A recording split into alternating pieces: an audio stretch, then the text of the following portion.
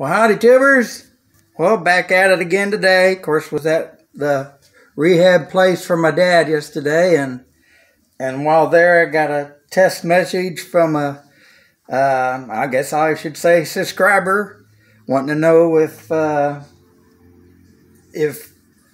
he could talk. He bought him an Ultra Cruiser, and he wanted to know if I could talk to him about it. So I said sure thing, and I told him I was when he called. His name's Doug, and he lives in Colorado. So I'll put a shout out there to thank him for the call. He says he'll call me back sometime, but of course he knew I was at the rehab place. So anyway, let's see what we got going on. I know, of course, you're probably getting tired of the fairings here, but I'm getting around there.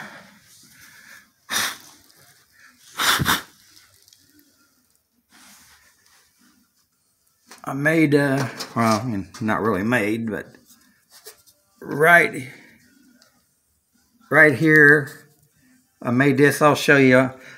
Well, I don't know. I may just take it off and show you what I did to make a little joggle so it would sit flush there. And of course, I've been cutting out to clear these ribs. Well, I've still got to do that one, and that one needs a little more there to clear that head. And I mean, that's not something everybody needs to do. You can just go ahead and put it on there. I imagine it's just how much time you want to take. You're probably anxious to go fly, just like well, I would be, but I got something to fly. So well, okay, so we'll pause this, and then I guess I'll put you on the tripod. Okay, tubers, got it off. I went ahead and filed this other to clear that rivet. And of course, now obviously, you take things apart so you can deburr them, but you're not going to be able to go ahead and take this skin off and deburr these holes. So, but there isn't anything between them and whatever. So, but you can't always do it, but I do it most of the time. Of course, now this here I believe is 5052O 32 thousandths, and it leaves a pretty good burr on the backside. So do, of course, clean those burrs off. And then here's the little thing I made. Just slid it with a bandsaw, and I slid that on my mark, and then put that in a vise and squeezed her down, and that put me a little, if that shows up, don't know. Oh, yeah, right. Anyway, so that tucks in there against there good. I believe that was an Air Force trick. So, anyway, shout out to Doug there for calling me yesterday, and I just hope that he be able to fly his Ultra Cruiser there before too long. I'm going to go ahead and deburr these. Of course, I'm just using a long quarter edge bit because that's what I had right here. So do that. But what was I going to say about him again?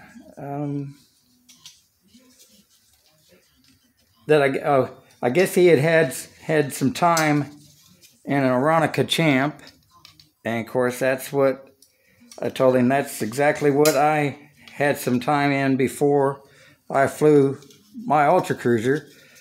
And tell you what, the Ultra Cruiser was 10 times easier to handle or fly than the than that Champ was, in my opinion, I probably should say.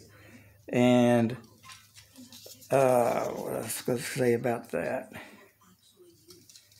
Here. Trying to do too many things with my weak brain. But there we go. Oh, what was it? Hang on there. Okay. Well, I remember what it was, and I feel pretty important on the Ultra Cruiser. Is now he told me he was taking off our taxiing or whatever, and it wanted to go right on him, and of course that's a torque and P factor, but I asked him if he was taking off of pavement or off of grass, and he said pavement, and I said, do you have a solid rubber tail wheel or an inflatable tail wheel? He said a solid one. I said, there's your problem. So keep that in mind, anybody. Make sure you have a inflatable tail wheel instead of a solid rubber, solid plastic, whatever those, like not a skateboard, what is it? I'm thinking of those